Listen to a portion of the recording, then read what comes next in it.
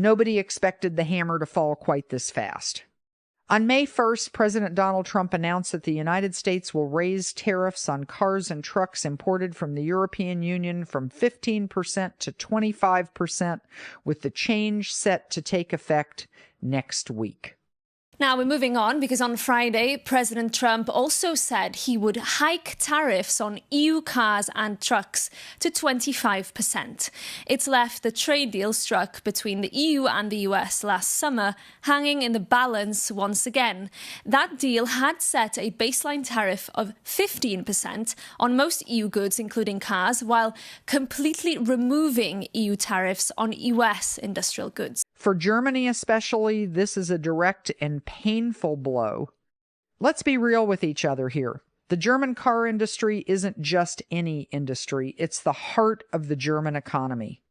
BMW, Mercedes-Benz, Volkswagen, Porsche, Audi, these names aren't just brands. They represent hundreds of thousands of jobs, entire regions that grew up around auto manufacturing, and a huge part of how Germany sees itself as an export powerhouse. When Trump says the EU hasn't lived up to last year's trade deal, he's turning up the pressure in a way that hits ordinary workers, engineers, suppliers, and families across Germany the hardest. This didn't come out of nowhere. Last year, the U.S. and the EU reached an agreement that lowered auto tariffs to 15%. But the Trump administration says Europe has been too slow to implement parts of that deal and hasn't opened up enough in return.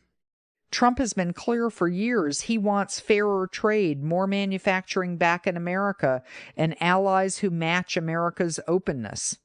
His message is simple. If you want access to the massive American market, play by rules that feel balanced to him.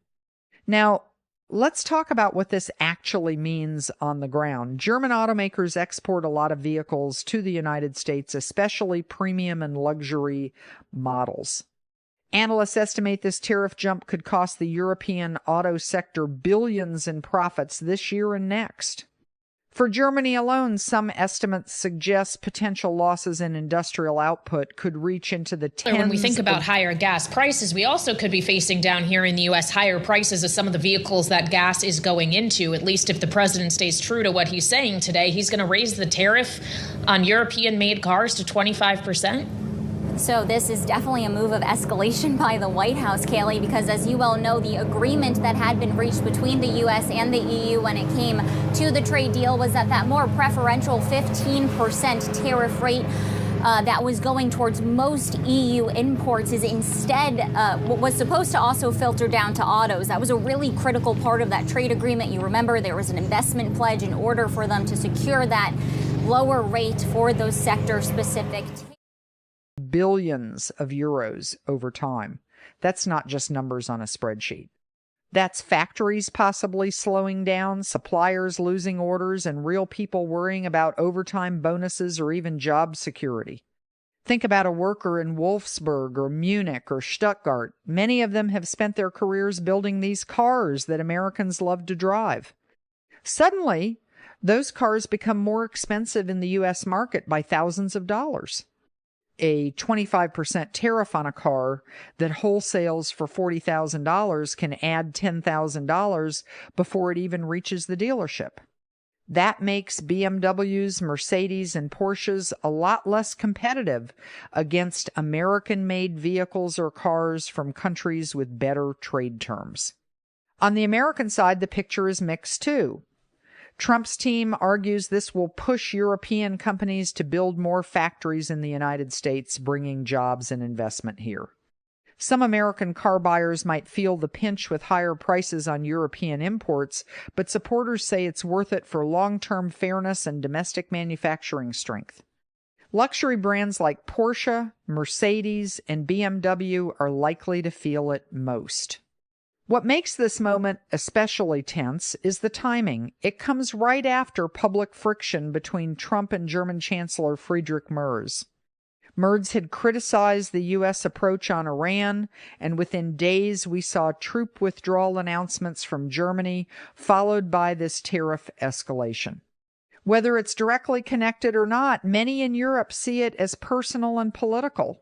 One German MEP even called it a targeted move against Germany's car industry.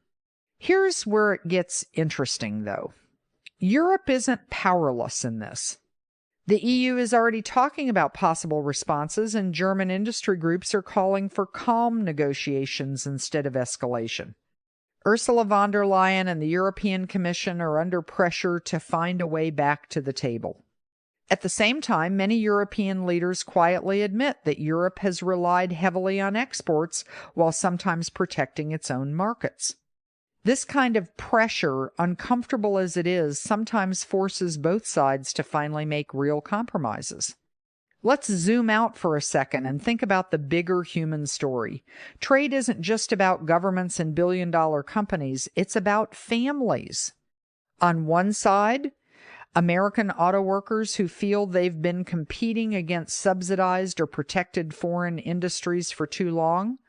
So targeting specifically German car manufacturers, and this will perhaps lead to an extra tariff volume from around 15 billion. So that's really serious. And of course, there are no legal or no economic reasons for that. This is really politically against. On the other side, German families who built their lives around an export model that powered Europe's largest economy. When tariffs rise, both sides feel the consequences: higher prices, uncertainty, and shifts in where cars get built. Trump has always been open that he uses tariffs as a negotiating tool. He believes they bring countries to the table and force better deals. We've seen this pattern before. Sometimes it leads to last-minute agreements that avoid the worst outcomes. Right now, European officials are reaching out, and there's talk of urgent meetings to try and de-escalate. But nobody should underestimate how serious this is for Germany. The auto sector supports millions of jobs directly and indirectly. Supply chains stretch across Slovakia, Hungary, Italy, and beyond. A big slowdown in U.S. sales ripples through the entire European manufacturing web. Stock markets already reacted. German carmaker shares dropped noticeably after the announcement. At the same time, this is pushing a conversation Europe has needed for years. How do we become more competitive, more open to fair trade, and less dependent on any single market? Some leaders are using this moment to argue for faster investment in electric vehicles, new technologies, and stronger European industrial policy. For regular Americans watching this, the question is practical. Will my next car cost more? Will more European brands decide to build here and create local jobs? For Europeans, it's about pride and economic security. Can Germany and the EU adapt quickly enough? The coming weeks will be critical. Will this 25% tariff actually go into full effect, or will intense negotiations produce a new compromise? Trump has shown he's willing to strike deals when he sees movement. Europe says it wants a joint solution. This isn't the end of transatlantic trade, far from it. The U.S. and EU are still massive partners, but it is another clear signal that the old comfortable arrangements are changing.